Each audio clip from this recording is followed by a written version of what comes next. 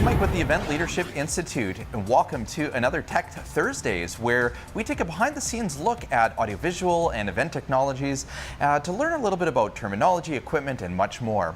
Today's term is snake, and to help us learn what snake means is Kevin from Clark's Audiovisual. Thanks for having us, Kevin.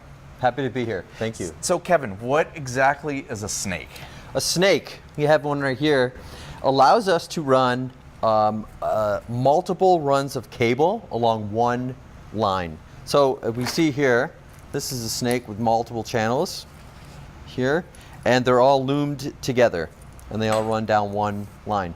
So the technicians, as opposed to having to run this many, 6, 7, 8, 10, 16 channels individually, have that many cables running along the venue's walls or across the floor. We loom them together, and then it terminates into this.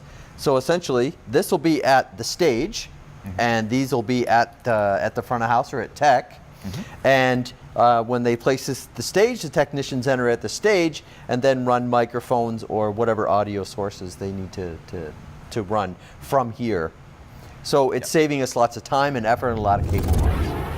Okay, here I am at a live event. Now, I'm at the front of house, and as you can see, there's a console here, and this is all the audio cables that are coming into the audio technician's console where they're controlling all the sound for the event.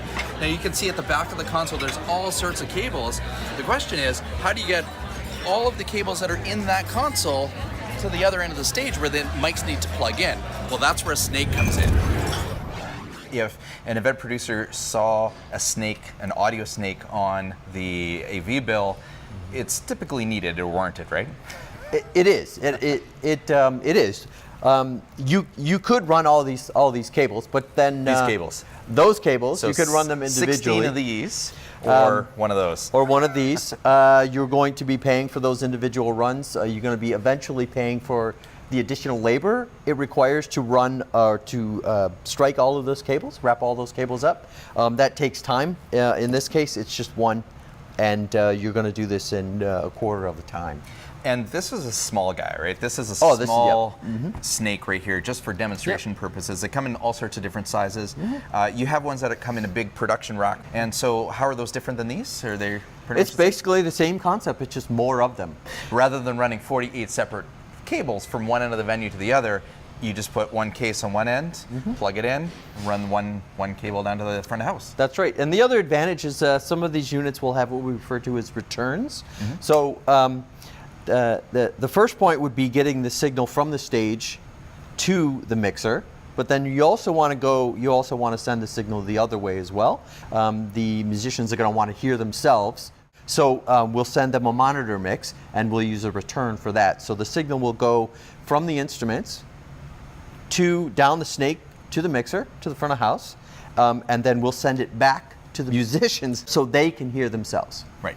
And then you have individual control over each of the monitors that are on the stage as well. So, depending on the size of the event, if you're doing a large concert, there'll be a monitor engineer, a separate individual who will control just the monitors. A lot of days you'll see the earpieces in performers. Those are the monitors, so they're hearing themselves.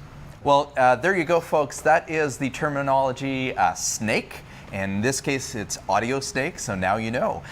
Please make sure to visit eventleadershipinstitute.com to check out more videos and video classes, as well as your technical meeting and event production class. Also, don't forget to follow us on YouTube for more videos like this. We'll see you next time.